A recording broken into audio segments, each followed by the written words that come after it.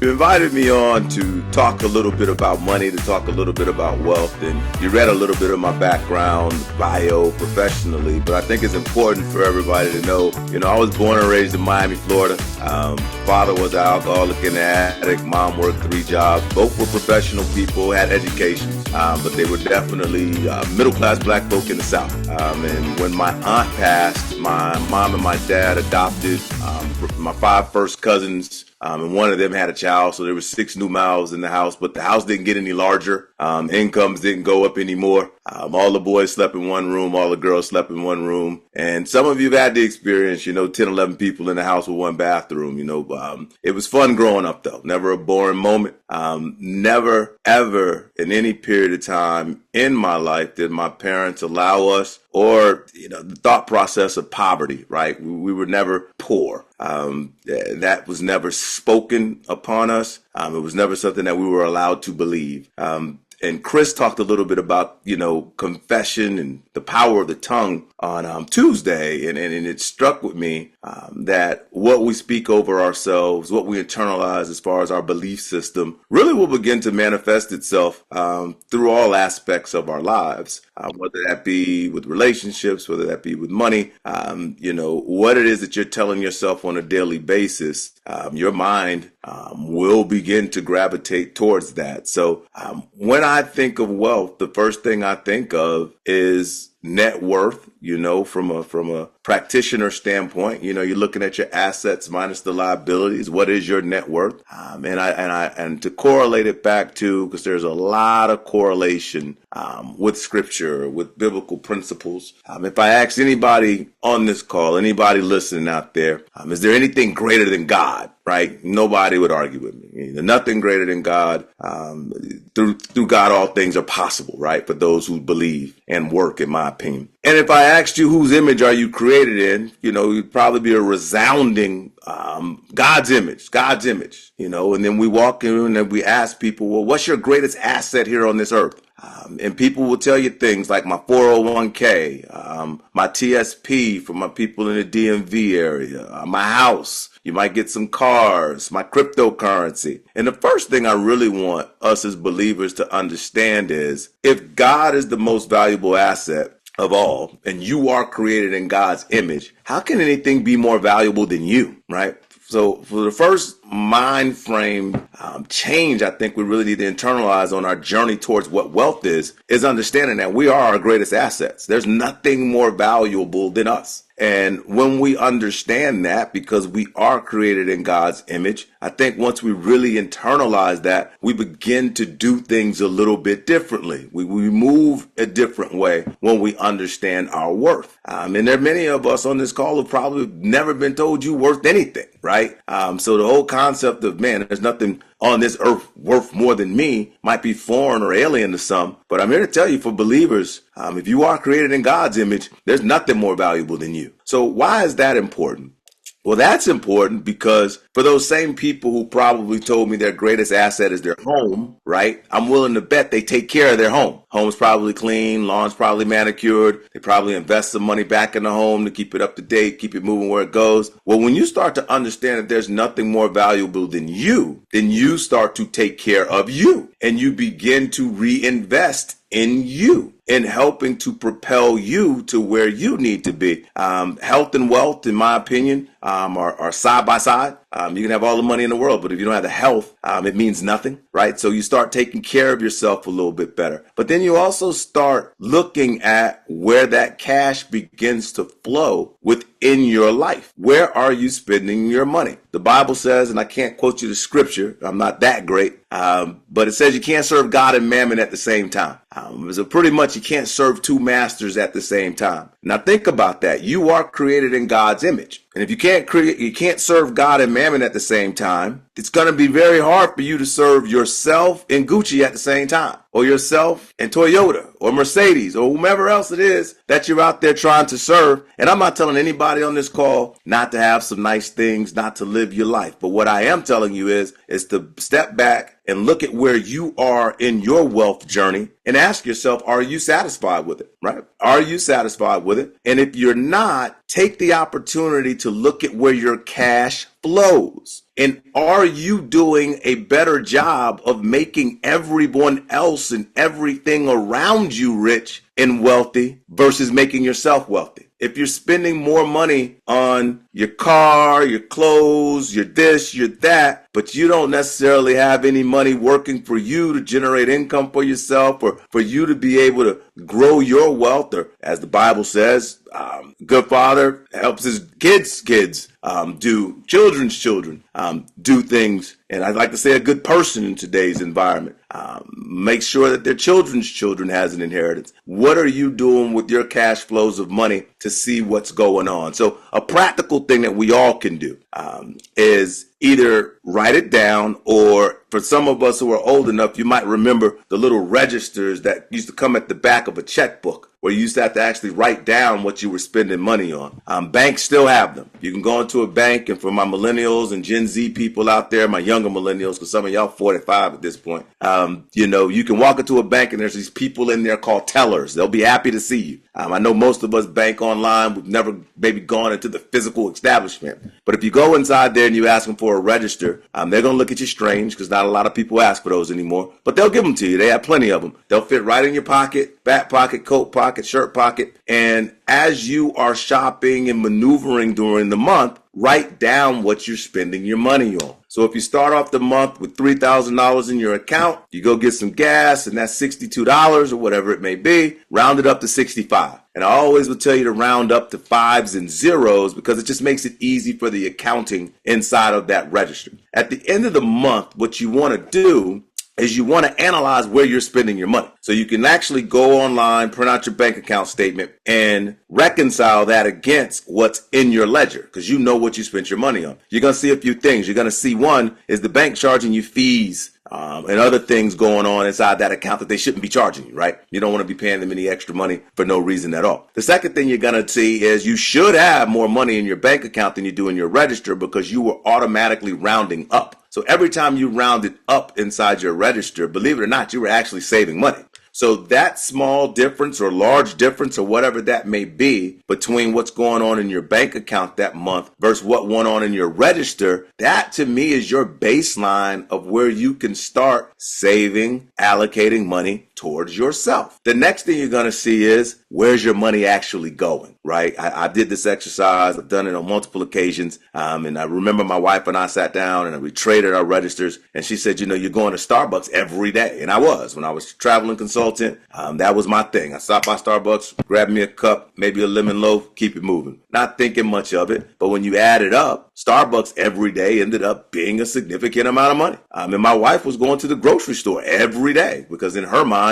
she wasn't going out to eat. So because she wasn't going out to eat, that was a good thing. But she's going to the grocery store every day. We can't eat all of that. So we made it a plan to, one, I'll make grocery lists, and two, she will buy me coffee at the grocery store. And the monies that we were spending making Starbucks rich or making the grocery chain rich, we took some of that back so that we could start investing our funds to make us wealthier. So you'll begin seeing where your money's going, and you'll be able to determine, what do we want to do? Do you want to keep on making these other entities rich? Or do you want to start putting money in places where it's going to begin to grow and help build your wealth profile? So once you get your cash flow down, I would tell you all to pay yourself first and pay yourself like you tithe. Now, tithing is in communities, people have different thought processes, different. I say the Lord loves a cheerful giver, and the more that you can give, the more you should give. And I honestly believe that the more giving we are, just the more the Lord is going to provide. It's been my experience in my life. The other thing that I tell people about tithing that they find strange is tithing is not for your pastor. It is not for your church. It is not for God. God does not need your money.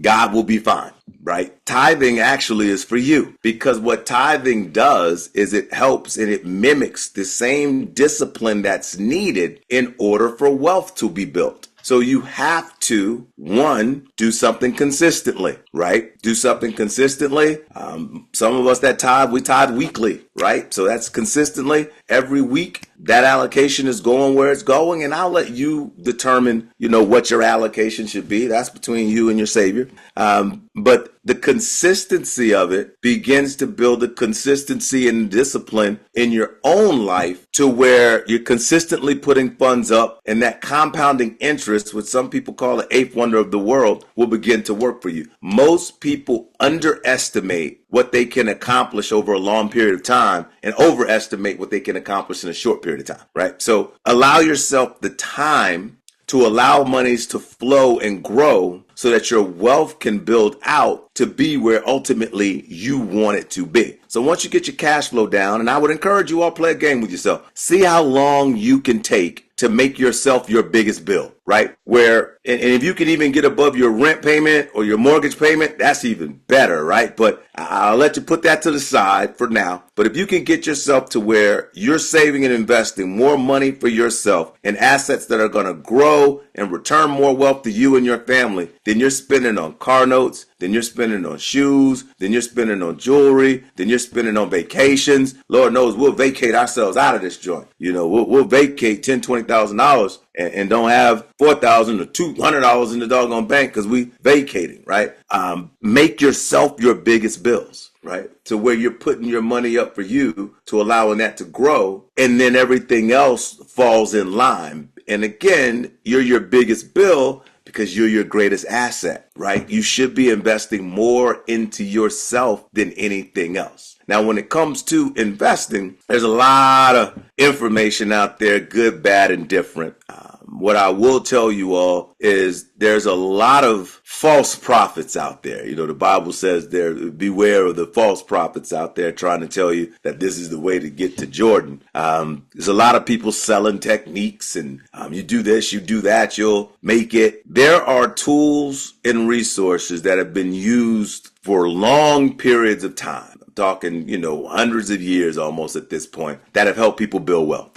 And I would encourage you all to educate yourselves on those tools and resources and put them at the core of your planning. So when you talk about just general investing, a lot of people want to pick the stock. There are over 660,000 publicly traded stocks on any given day. And if you have the ability to repeatedly choose the right one out of 660,000 every time, God bless you. The statistics show that is generally not the case. Most people cannot consistently pick the one over and over and over and over and over again. So there are ways to not just have to worry about trying to pick one stock. You can actually buy a basket of stocks. So some of you have probably heard of the S&P 500. It's 500 large growth stocks, some of the largest stocks that are domiciled here in the United States. And it's one of the barometers of where we track the market, track the economy, right? If the S&P's up, economy's doing well, everybody's moving pretty good. If the S&P's down, it's not doing so great, economy's not doing so well. The S&P 500 has been tracked since 1926 at this point. So that's what, 98th year this year. Out of 98 years, and it looks like this one, prayerfully, we got a few more months to go, we'll finish positive because it's still positive today. It's been positive 73% of the time.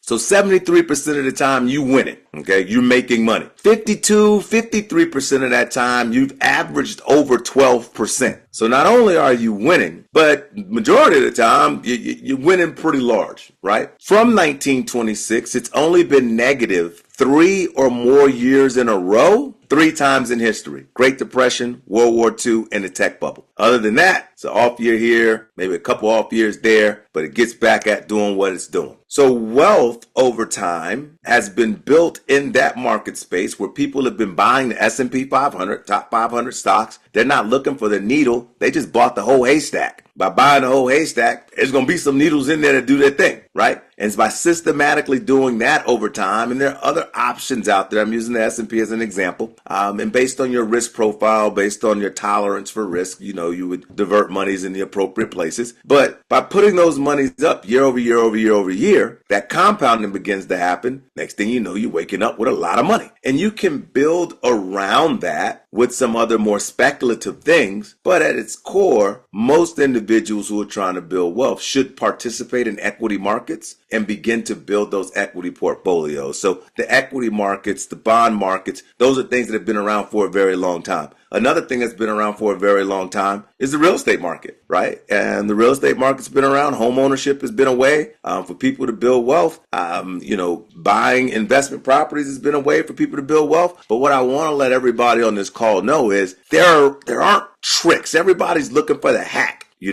So many people spend so many years of their life trying to figure out what the trick is or what the hack is, where if they just would have started from the start trying to just do things the right way, they'd be where they want to be. But they spent so much time taking this person's course, trying to figure out what this hack is. Everything you want out of life is on the other side of hard work. Bottom line, if it was easy, everybody would have it. So don't fall into the thought process of, oh, it's going to be simple. Oh, there's a trick that it's going to take some effort. It's going to take some discipline. It's going to take some work, right? So real estate is another way people have built significant wealth and things in the market. And it's been around for a very long time. Insurance assets, right? Whether it be whole life insurance, variable universal life insurance, universal life insurance, IUL's on the scene right now. It's the new hot kid on the block. But insurance assets, term insurance, they've been used for years, very long periods of time to help people build wealth. And the one thing I want all of you to understand is specifically when it comes to insurance and you're trying to build your wealth profile, the first thing that you all need to do is make sure you have the right amount of insurance, right? A lot of times we get caught up on the type, okay? We want this type, that. I've delivered death claims to families. No one has ever told me I don't want this money because it's term insurance, or I don't want this money because it's whole life insurance. No one has ever said that. I've often got asked, how much is it and when can I get it, right? So you want to make sure you have the right amount. And many of us are operating in spaces, especially people of color, we're significantly underinsured. And it goes back because we don't know our value. We don't really know that we are that greatest asset. We don't know our worth. I'll give you a little exercise you can do for yourself. I'm going to use round numbers because it's simpler. If you're making $100,000 a year and you're going to work another 25 years, you're going to bring $2.5 million into your family's lifestyle, into your community, into your environment. 100,000 times 25 is 2.5 million.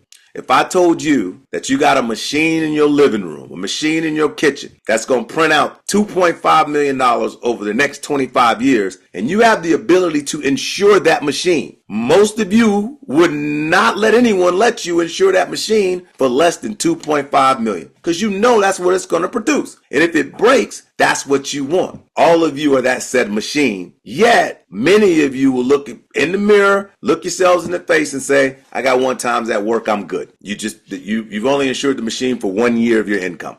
But on the second side, you're saying to yourself, I want to build wealth. The quickest way you can build some wealth is to insure yourself appropriately. You got the right amount of insurance. You've guaranteed that you've brought whatever your future value, your future income is going to be into your family immediately. Again, don't worry about the type yet. Make sure you have the right amount. The right amount. Now, an insurance company will not overinsure you. I'll prove it.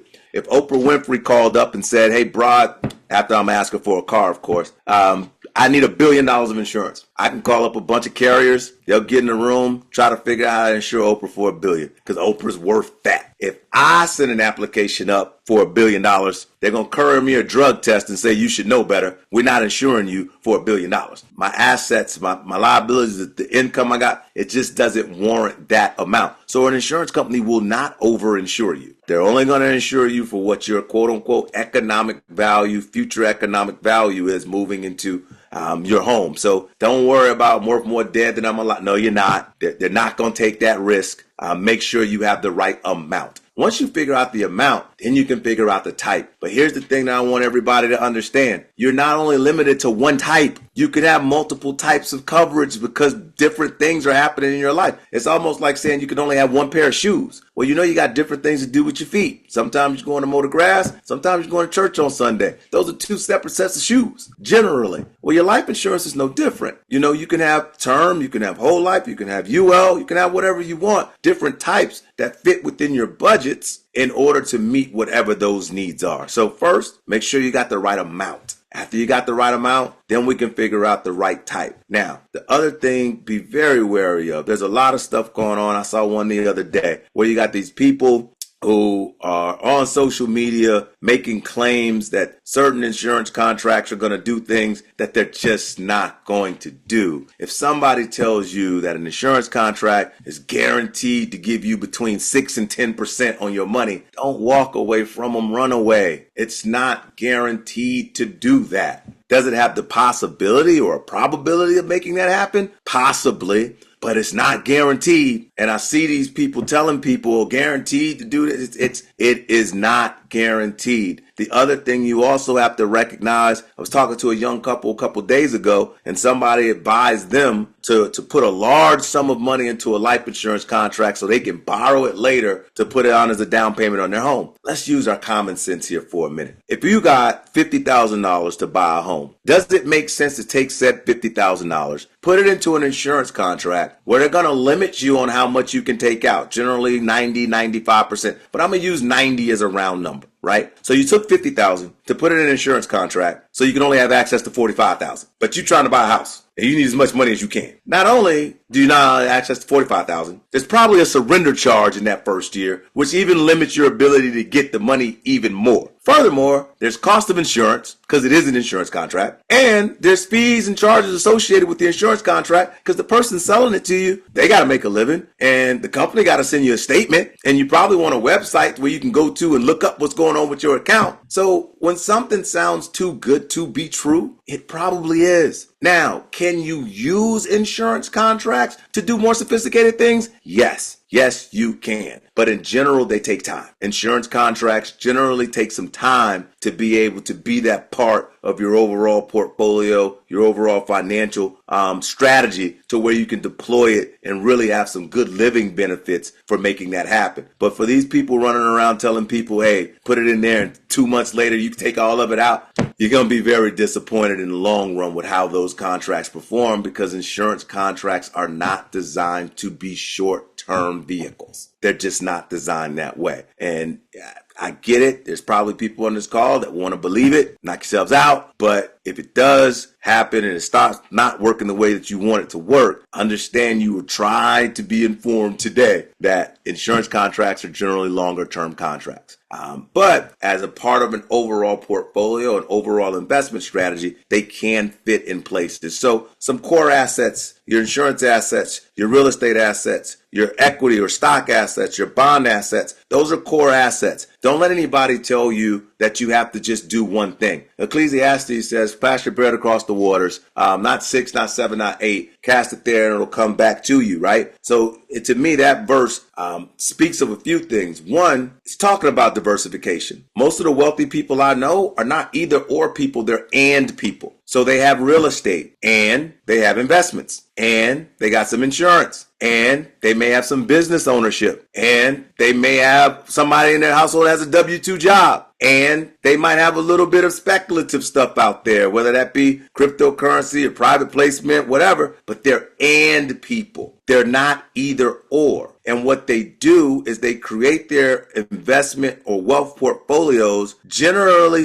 with the foundation of things that they can understand. Be very careful about investing in stuff that you don't understand. If you can't understand it, pump your brakes on it, get yourself a better education, maybe find a subject matter expert that can help you with understanding it before you dive into that. So wealthy people that we work with, they start their wealth profiles, their wealth portfolios with assets that they can understand, assets that have proven track records, right? So what we were talking about today was some different assets, that have been around for almost 100, real estate been around for even longer than that, right? You kind of know what that's going to do. It has a proven track record. It's not the new kid on the block. And then they build from that foundation out with other assets and other things that they're becoming exposed to build their wealth profiles and move forward from there. So as you are looking to build your wealth, start with your foundation, right? That would be your risk management. You want to make sure if you're not able to earn the income that you generally make, have you protected that, right? Because if something happens and you're unable because of a illness or an injury to go out and command the dollar that you generally command, do you have a mechanism in place that's going to help replace that income that was coming into your home? If not, you may want to consider that, because there's only three things that's going to prohibit you from reaching your wealth profile. Number one, lack of discipline.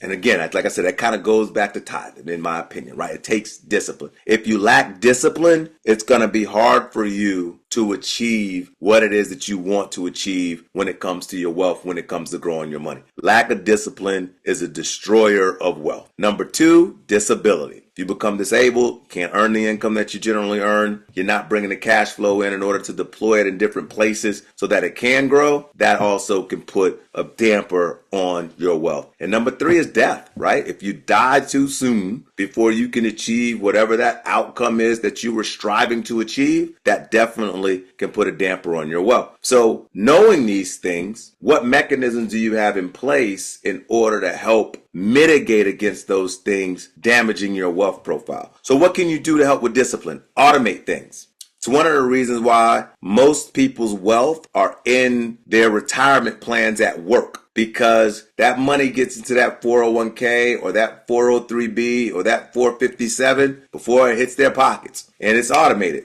Happens every pay period.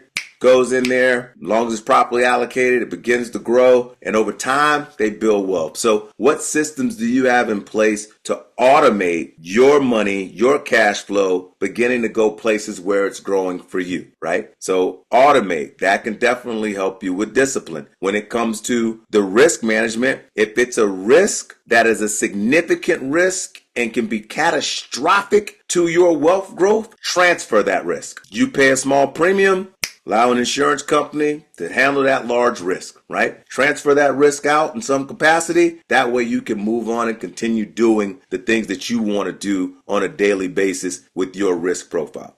Once you've begun to grow your wealth, then you want to make sure you're not going to outlive your wealth. So that's where tax diversification and strategies for withdrawing funds effectively will help you keep your wealth. Wealthy people understand there's only one thing that's more important than money on paper. That's money in your pocket. You got a lot of people that got a lot of money on paper, but they don't have a strategy to extract that and get it in their pockets the most efficient way. So as you're building your wealth, you want to make sure that you're cognizant of or working with advisors that can help explain to you, oh, this is how we're going to get that wealth into your pocket, or this is how we're going to get that wealth into the next generation's pocket, and this is what that looks like.